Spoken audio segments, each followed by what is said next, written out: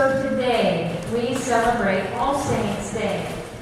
It comes right on the heels of that wonderful Halloween Eve in the ancient European traditions and religions, Halloween, and then later All Saints, and then tomorrow All Souls' Day. All of them sort of have in common this time of reflection to those who have gone before us. Whether it is remembering our ancestors on the Day of the Dead, whether it is remembering those people of our faith tradition who helped make our faith tradition even continue through times of persecution so that we can inherit it today, and the journey that they made on our behalf so that we have what we have today. And then also remembering those people of our own lives, of our own pilgrim journey, who made such a difference to us, and holding them as dear on this day. Perhaps in some way gone from our sight, but never gone from our hearts. And so today, we are kind of recognizing a couple of different things. All Saints, recognizing those from our church history and tradition, but also sort of folding in a little bit of tomorrow's essence, All Souls, by taking this time today to also remember those in our own lives who have died. And in fact, those of you who have had an opportunity throughout the month of October, you may have been among those who wrote down the names of people that are dear to you, that have died, and people who have died in the last year in our congregation. And as we gather those names, our Christian Formation Director, Leah Timberlake, has put those names on individual loops or leaves that have become the leaves on our memorial tree over here. And you'll see that our youth have contributed some beautiful stuffed animals at the bottom to kind of give us that sense that it is, after all, a tree of life as much as it is a tree of memory. And then in all of these memorial opportunities, there's this idea of taking time out, a special time, to remember, intentionally remember, people who've been important to our faith journey, people who've been important to our life journey. It can be so important because it unites us to another very essential piece of our Christian tradition, which is the very idea of our baptismal covenant.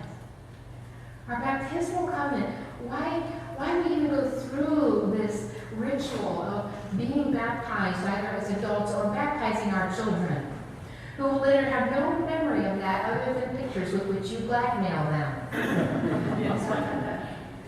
But yet sometimes it's so beautiful when families have traditions around baptism. Here's a dress that has been worn at everybody's baptism class for generations sometimes.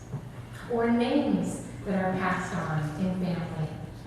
Both keeping alive a sense of what has gone before and bringing it forward into the future.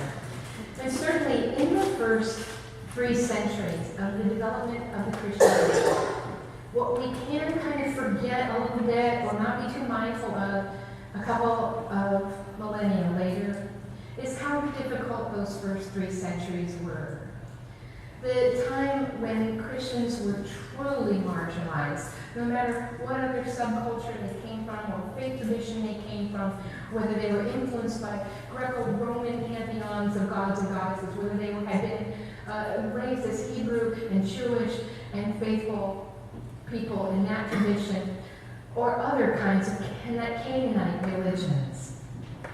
Whoever it was that was converting to following Christ was converting to something that was so antithetical to so much else about what was going on around them. The values of a Puritan code or a purity code that might have said, only the right people, the elect people, the special people God really loves, because they have money and they're the right gender and all that stuff, right? And versus another rate of thought from the Roman Empire, which is you have to believe that the emperor himself is a god and worship at that god's shrine. Essentially, worshiping the totemic head of the empire that is oppressing you. that had stolen your land, enslaved your people, and you're supposed to go say, thank you. I don't think so. But if you didn't do that, or you weren't part of a purity code, then where did you belong in that very diverse system? And that was a place on the margins, a place of secrecy, because you could be killed and seen as a threat, as apostate, as not going with the people, as not being compliant with your oppressors. And indeed, we have many hundreds, if not thousands, of martyrs in those first 3 centuries who were perceived as a threat. They were pacifists, and they resisted being impressed into the Roman army. And it really wasn't until they got an emperor who kind of gave them a reason, and it was able to make them a state religion. And we kind of lost and gained a few things in that transition under Constantine the Great.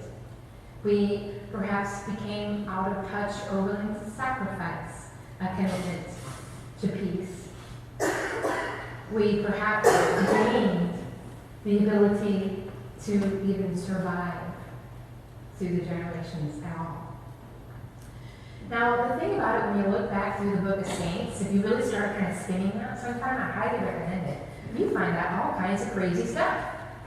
You find out that some of our saints were runaway teenagers. You find out that some of them were sexually abused at home. You find out that some of them were frankly alcoholics or opium addicts. You find out that some of them had completely messed up lives.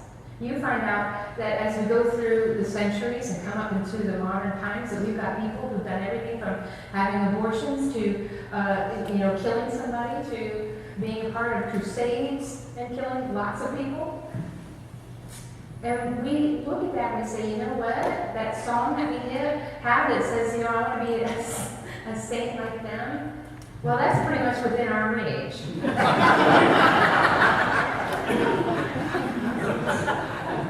That's pretty much within our reach. And God bless us if that's true. Now, this past weekend, I had an opportunity to spend 3 days at a conference that our diocese helped sponsor. We brought the National Episcopal Church's Recovery Ministries held their annual conference here. Recovery Ministries in the church are about people in recovery programs, recovering from addictions of all kinds. And they come together and they have their national meeting, elect their officers, but they also had some wonderful speakers that are national speakers that came to this. And now my bishop and some other clergy were there, and we felt like we were kind of on the margins a little bit initially. Because as Bishop Greg would say, and he kept saying this, because he got recruited onto the board of this national recovery group. And Bishop Greg said, he kept saying, they kept asking me, and I kept saying, but I'm not an alcoholic. And they kept saying, we don't care. We want you on the board.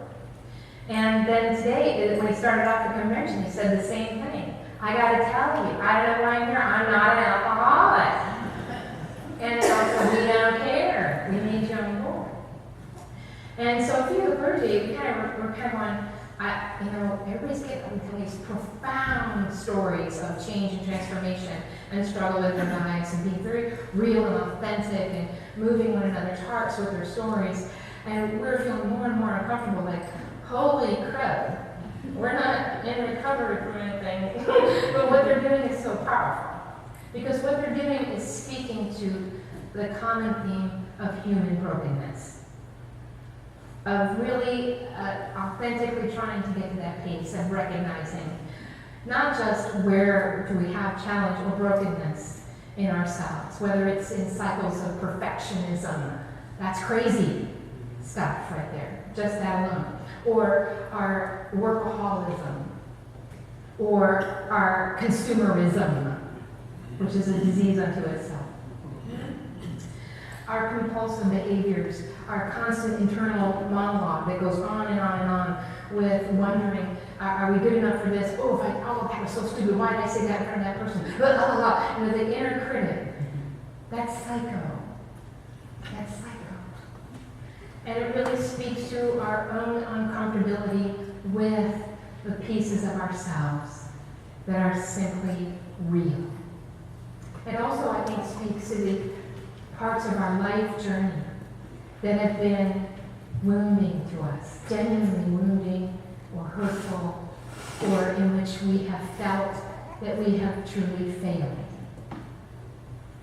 And rather than rejecting those pieces as though those pieces make us unacceptable, the challenge is so gospel, so message-oriented in that, which is take a moment to think about those places and things going on for you that would ever make you say to yourself that you suck.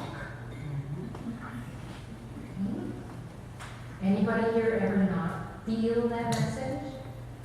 I'll own it. There have been times, absolutely, and as people were getting up and talking about their families, I'm going, well, yeah, my family has that. yeah. I'm recognizing, oh, my family's crazy. Wow.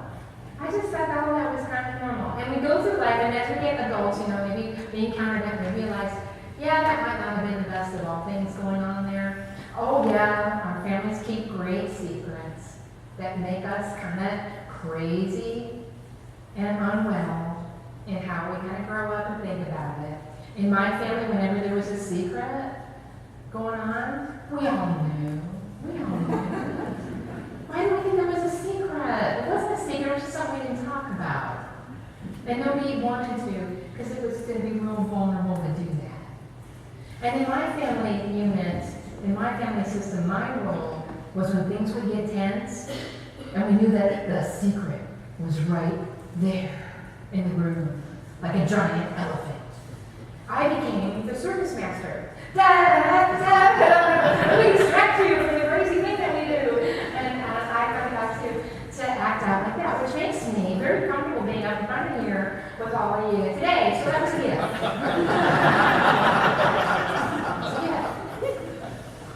Right?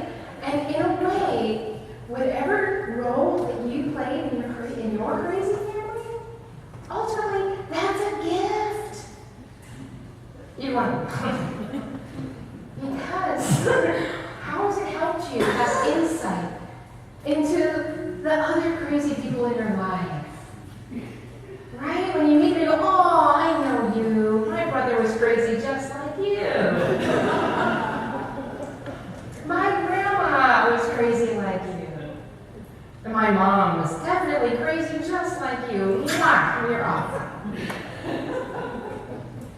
And we find that we keep bumping up against the kind of people who we still have a lesson to learn about how we get in touch with our own craziness. Because if we are having an encounter where we're feeling angry or defensive or afraid, or I just want to go screaming out of here, that's usually because that something is being raised in the person in front of us that we're not comfortable in ourselves or in our own life. And so that becomes sort of this Zen moment, kind of going, you're crazy, I'm crazy, let's love each other. You're crazy, but I'm crazy because I'm seeing it. And I'm having this reaction. And the thing about when Jesus is going to have this moment, we think about this as a wonderful miracle, and we kind of have these characters in here, Mary and Martha, blaming him a little bit. And they're saying to him, you're crazy. They're saying to him, he's dead 4 days.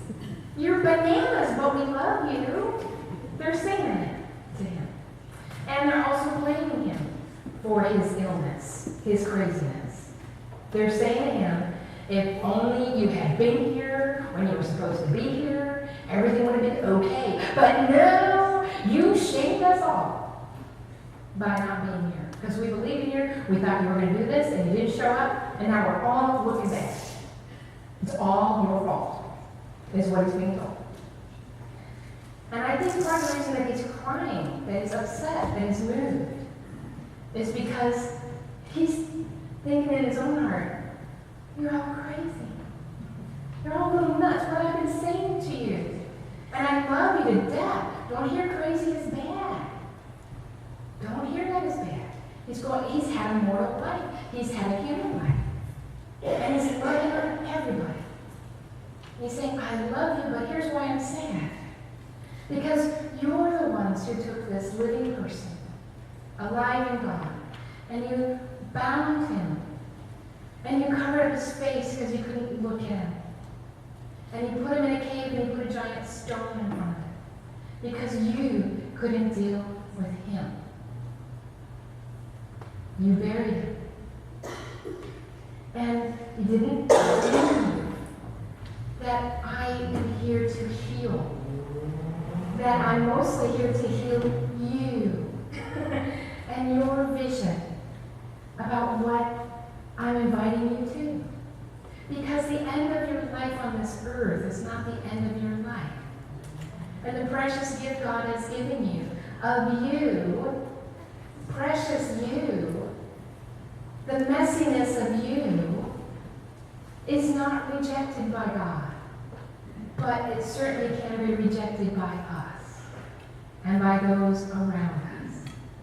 And all the stories we've been hearing in this season about taking away our own blindness first, opening our own hearts, taking off our own cloaks, to be in touch with our own real vulnerability, and saying, yes, I'm a bit of a mess.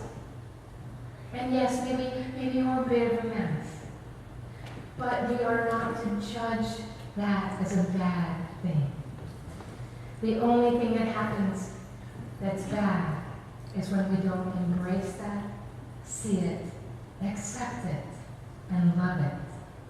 Not to be buried and hidden away as an embarrassment, and not to blame God for the hurt and loss that happened in life. Because that is what it is, to be this messy, human, mortal life. The saints that have gone before us are like you and me. Their only difference is that they were able to live so fully out of their vulnerability and so fully in their trust in God in the midst of their messiness and brokenness that they did not see their life or their brokenness as a limitation, but as God's invitation into a future that might not be theirs, but a legacy for others to learn and grow by. And so this All Saints, our baptism invites us to reflect that we are invited and are in fact through our baptism baptized into Christ's life and death, and baptized as saints in God. Messy, crazy, gorgeous, beloved, whole, and beautiful